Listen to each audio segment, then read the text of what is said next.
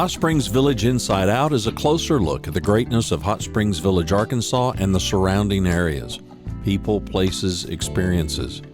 Hot Springs Village is one of the most beautiful places on earth. Join me, Randy Cantrell, and my co-host Dennis Simpson as we engage in weekly conversations to explore Hot Springs Village Inside Out. Today's show is brought to you by Central Arkansas's favorite radio station, KVRE. Find them on the dial at 92.9 FM. Stream them live at kvre.com.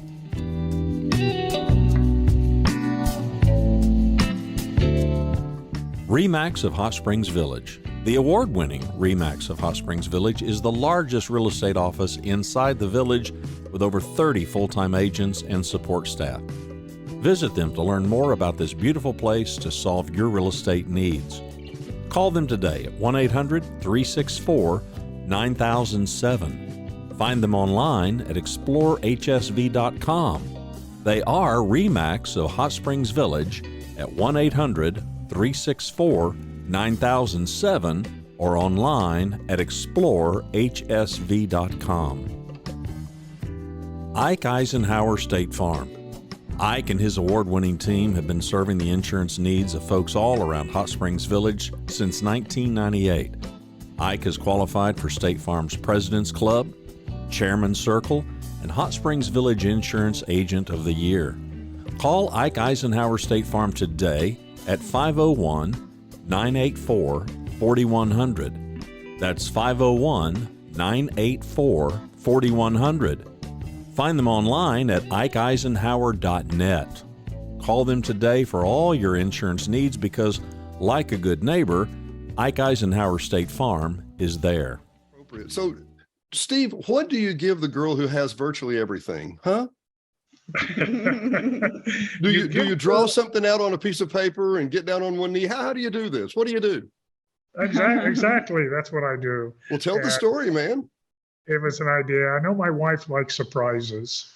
And so when we heard that the BeeHive was going to close, and it was one of our favorite places to go, and she has her art shows there and her book club meetings there, that I decided to give her a surprise during her birthday party. And I hand drew a picture of the BeeHive emblem. And the last gift I gave her, I dropped down on my knees and I said to her, I present you with the BeeHive. And the 65 guests that we had for her birthday party just were astounded and started clapping. And it brought some tears of joy and surprise to Judy's eyes. Well, you're going to do that again. Stop. It does make me choke up, definitely. Just the outpouring of love and support from all of our friends.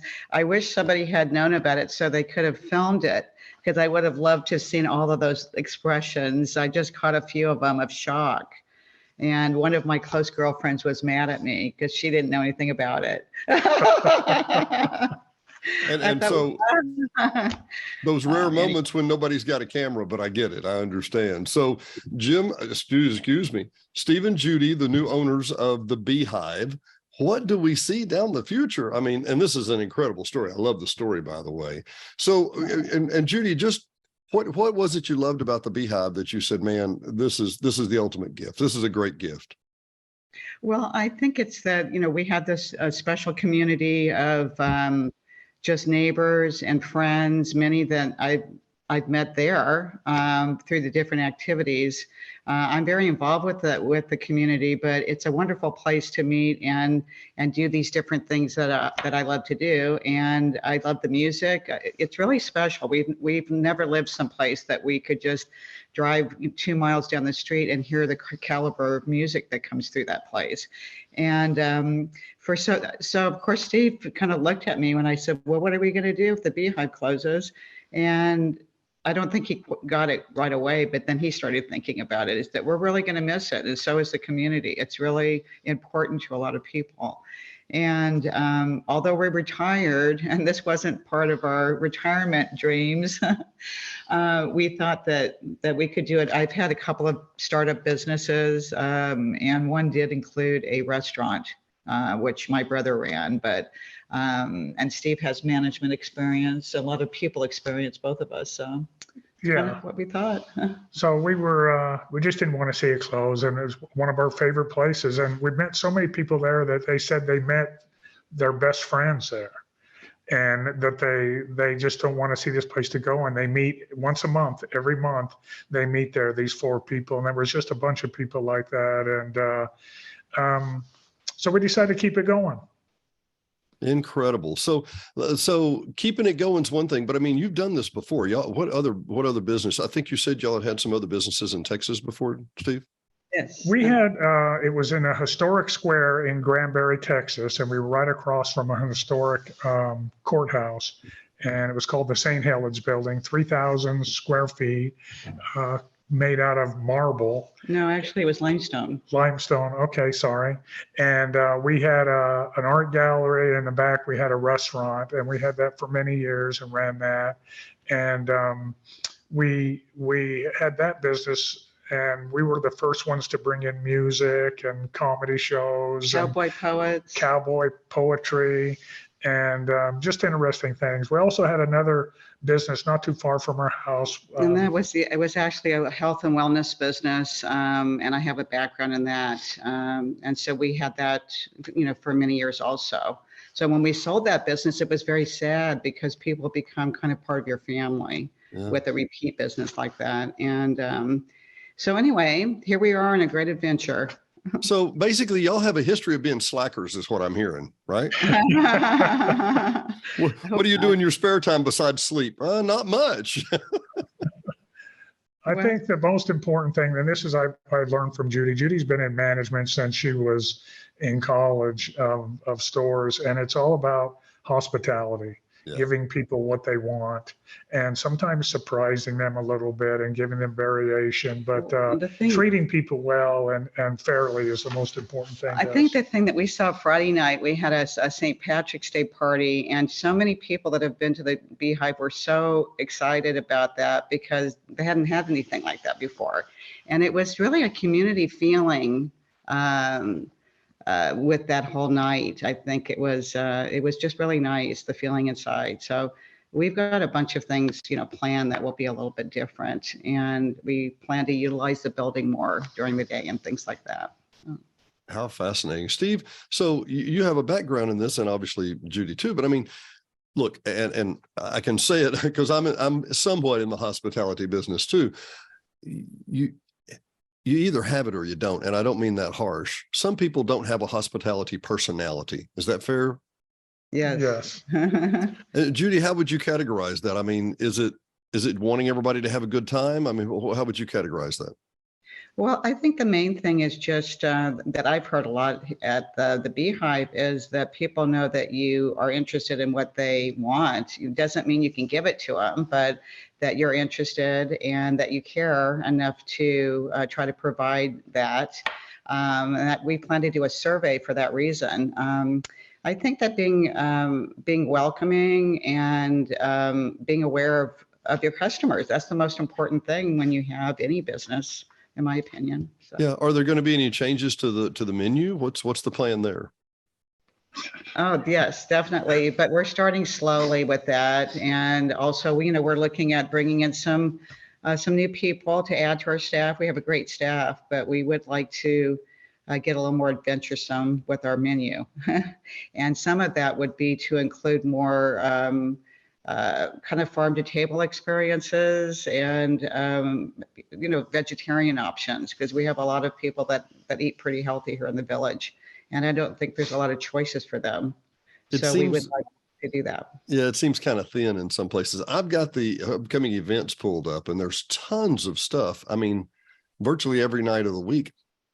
What's your favorite? Now, we mentioned before I hit the record button, Bad Habit, which is a group of kids who hardly can shave, hardly old enough to shave, that play some of the greatest classic rock and roll I've ever heard in my life. They are phenomenal. But who else? I see we have Nick Flora. Is that the guy that was on The Voice, or have I got him confused with somebody else? And which was that? I'm sorry. Nick Flora. I have not even heard this particular person. Caller. I think he might be somebody that is. I'm so sorry, I didn't turn that off. No problem. might be somebody that plays here in the village quite a lot, but I'm not sure if it's the same one.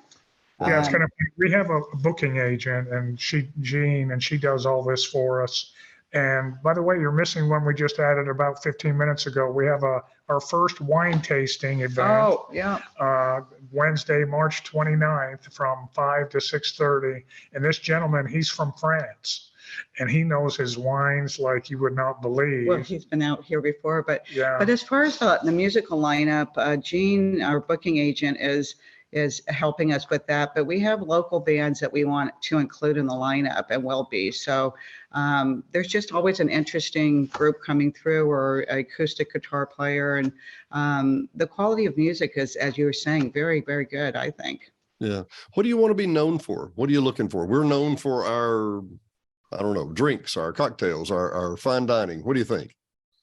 Well, I think that we want to be known for being a place that you can look forward to going to, and just having sort of a special experience, whether it's the atmosphere, the music that goes along with that. And of course, we do want to have some interesting things to nibble on and to do when you're there as far as our drinks. But I guess it's the whole package. What do you think, Steve? Yeah, I think the most important thing that it's a place where friends meet. And we've had comments like that. I was sitting there and everybody was shaking, and someone would come in the door and everybody would say hello and wave and get up and give them a hug. It's just, I think Greg got it right. Just a place to hang out with your friends. Well, it's funny you should say that, because Judy, as you were describing it, I thought to myself, this sounds like a community takeover of an establishment that everybody loves so much it should have stayed around no matter what.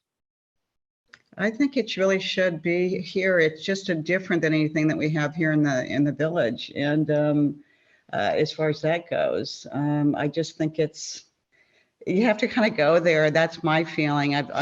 Before we bought the place, I would be there sometimes and just kind of realize how comfortable and special it was with all the different people that I would see there that I know. And it might be because we're a small community anyway, if you're active, but it really is. Don't you think, Steve? Yeah, it is we just want it to be relaxing and a place you meet your friends. It was nearly, to me, it seemed like a social club of sorts. Not that it's exclusive in any way, or that it's, cliquish in any way. But when you go in, I mean, it's funny what you had said, Judy. I thought about it. I thought the number of people that I've met at the BeeHive and made friendships with, and just, it's kind of a starters club, if you know what I mean. If you don't. Right. I think you're right. It's interesting. I love just to watch everybody interacting, and especially with like some of the stories we're hearing. Yeah, and it's fun. And, people like to do a lot of different things. And so we want to do varied things too. Like Judy started the line dancing class, and that's a group of ladies or men that are just really funny. The St. Patrick's Day was fun, the wine tasting. It'll bring different people in, and they can meet other people there also. We have I've been doing the Village Arts for over a year, and we started we started to do classes over there in November, because we had to move our area for doing the classes. So we were already doing that, but I hope to have at least 2 of those offerings every month. So, and then I'm a master gardener, and I'm the head of the garden group here, and we're going to be doing things over there having to do with gardening also. And I think it's interesting that the BeeHive really relates to that, because the plight of the bees. So there's just so many different things, Well, I mean, I don't know how long you kids have been here. I was where I was going next, but you realize that was an old florist shop, right? That's what that was for 15 years. Yes, definitely. Yes. Oh, yeah. It's interesting to have that Cedar Creek Trail right across the street.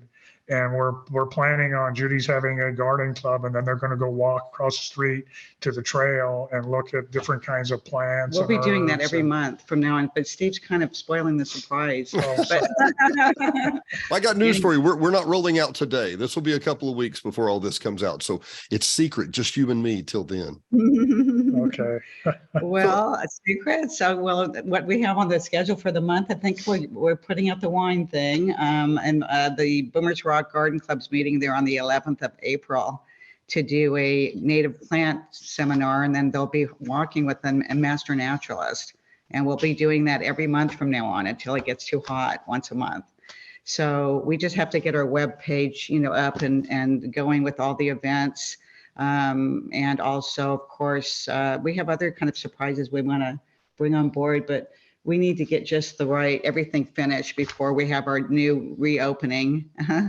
Well, would that be maybe late April or early May? Maybe. I'm thinking in April. Sometimes we will advertise it. I wish I had that for you today, but we want to finish kind of tweaking everything, and we're replacing carpeting and things like that. So.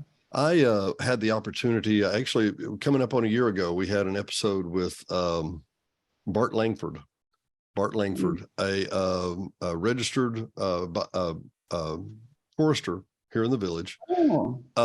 And I took a walk through the woods with him.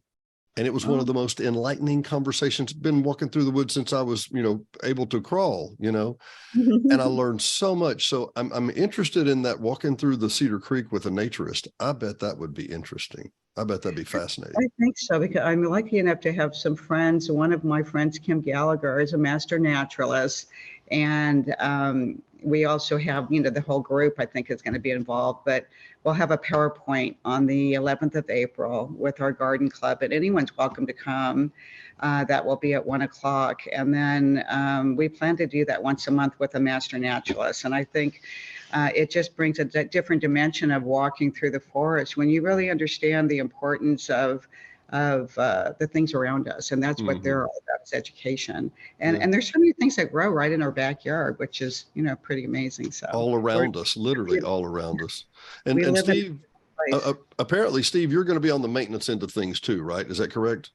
Yeah, I do the maintenance and the bookkeeping, payroll, things like that. And but every night that I've been there, I go around to every table and I ask, people, how was your food? How was your service? Is there any recommendations or anything like that? So I try to make hospitality the most important. But yeah, bookkeeping is a lot of fun. And Steve thinks he's a really great dancer. Oh, really? I was going to say, as a maintenance guy or in charge of maintenance, you're going to need new hinges on the doors, because it sounds like they're going to be open all the time, like every day. It's kind of feeling that way. It's like we wake up and we're still there. Yeah. Well, living a couple of miles away makes it a little easier, but let's get into that start. How did you get here? How did you find the village? What did you think? What was your introduction? Well, originally, both Steve and I were born in California, but he didn't stay there. I was raised there and then met him when he was in the Navy, and I was in college in San Diego. And we wanted to travel and kind of see the country, which we did. And we ended up in Texas for 22 years before we came here. But we would come to, to the forest in the fall, and we'd go to the Arlington, and we did that for years, and always really liked it here. But I think we were looking for a place to retire, and just at the time, it just seemed like the right place. Yeah, we liked where we lived in Texas, but there were no trees taller than the telephone poles. So we used to come to East Texas, and someone told us about hot springs, and we started staying at the Arlington. And then we would come up every spring and every fall, and I'd come up and go. I love the mountain bike, camping, and just go on all the wonderful trails that are around Arkansas in this area. And so then when we looked at where to retire, our friend had a condo over by Lake DeSoto. He let us stay there. And we rented a boat on the Lake DeSoto and drove around and played golf here. And I thought, wow, this place is a paradise. So 7 years ago, we saw this house, and we bought it, and we moved here, and we love it here, and love the peaceful and the quiet, and plan on staying for a while. I've over the last 23 years, I've introduced a lot of people to the village, hundreds of lots, thousands of people with our Airbnb and whatever. It's a pretty place. You can't argue that. Anybody objectively could say that. And Cooper could have made a pretty place and just left it at that. I'm there. But it's the people. It's the people. It really is. And I can't put the people on film, on tape, on paper, and go, oh, look, here's Joe Blow and Susie Q and Judy and Steve. And you don't know it until you get here and go, holy cow, everybody's so nice. Everybody's so nice. Diane said she was sitting at a traffic light downtown Friday, waiting for the St. Patty's Day parade to go through, and she was trying to navigate and whatever. And she said the light turned green, and she looked away for a second, and she put her foot on the gas and started taking off. By that time, it was honk, and somebody driving around and flipping her off and screaming at her, and she was like, "I don't live in the real world." You know, because if that happened in the village, we'd all go, well, it was Joe. Why was Joe doing? What's Joe's problem, right? Exactly. I think you're right. We're isolated and insulated somewhat. You know what I mean? And I think also what makes the village interesting is there's people from all over the world here. Yeah. We have friends from Ireland, friends from England, Australia, Poland, and the north and west, California, Texas, Florida, just about every place. And to me, it's we've made so many friends here. It's hard to keep track of them all, but they're interesting people when you talk to different people about the way they grew up and why they're here and what they've done. I think so too. Well, we have people just over my shoulder that have a the only 3-story that I know of here on Lake DeSoto, and they're from London, England. And I asked him one day, I said, how do you get from London, England to Hot Springs Village? And he said, the best answer, he said, it's not a direct flight. That's funny. It is. That's probably the only thing. It isn't a direct flight. Yeah. Well, so is there any tease you can give us about what's coming up at the BeeHive that you can't share yet, but you can tease just a little? Well, let's put it this way. Be ready for any and all adventure. That's what we're all about. We, our friends know us well, and they all said, wherever Steve and Judy are, the fun is. And we always try to do that wherever we go. And we haven't lost our fun yet. So. Wow. Okay. Well, let's recap real quick. I'm sorry. I would like to tease with, we may have some very interesting food coming up. Well, now you got me. I don't know about you, but me and food, we go way back.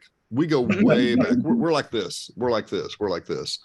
Well, I'll tell you what I wanted to do real quick, and that is come back and let's go change our web page here real quick. There's the wine page. Yeah, I saw that. It was already loaded up there. I thought I just didn't go down far enough. I was going to say on the web page, I think the thing we need to talk about is 220 Menorca. And the number is 777-8176, 501-777-8176. And so you can call for reservations. You can go online. The reservations online do work. Is that right, Steve? Yes. So, and what would you recommend a reservation for? I mean, for trivia night, you guys are packed. And boy, by the way, the competitors there, oh my goodness, talk about a diversity of people. Yeah. They're diehards for sure. And last trivia night, you're right, the whole bar was packed, but it's a really fun thing just to come in and watch, if nothing else. That's a great night. And we're going to be doing Tuesday, kind of concentrating on having some music for these line dancers that have come to me and asked for a place to dance. Wednesdays, we're trying to think of, different things we'll be doing, but some of it will be about wine. And we're looking at maybe possibly being open on Sundays to do maybe race day or do some sporting viewing, and then possibly bring back the jazz that my friend Melanie was so good at. Boy, I've heard such great reviews about the jazz. That was just exceptional. So yes. The BeeHiveHSV.com, BeeHiveHSV.com, ready to go. Got your online menu, got your online reservations. Do people order food to go? I always wondered that. Well, right now we have that feature's not really up and running. We're going to be doing some of that again, but we're revamping the menu and revamping the web page. So just be on the lookout for more information and more up-to-date menus. That's going on, I think, line tomorrow, right? Our menu? Yes, and just to let people know, please be patient. We didn't get a good turnover on all the equipment, and like the reservation system, the phone system, and things like that. So we're still learning that every day. And I've got some people coming in, and we'll get that done so it's working and it's easy. So there are transition pains, but just be patient. We'll make it through it, right? Exactly. Yes. Well, for Hot Springs Village Inside Out, I'm Dennis Simpson. Steve and Judy Novak, it's really been a pleasure having you. We're glad to have you here today. And I think the best word to say is stay tuned for changes, right? Yes, Yes, definitely. yes. Thank you. Thank you. Thanks for watching and listening to Hot Springs Village Inside Out, a weekly podcast starring Hot Springs Village, Arkansas. Visit the website at hotspringsvillageinsideout.com.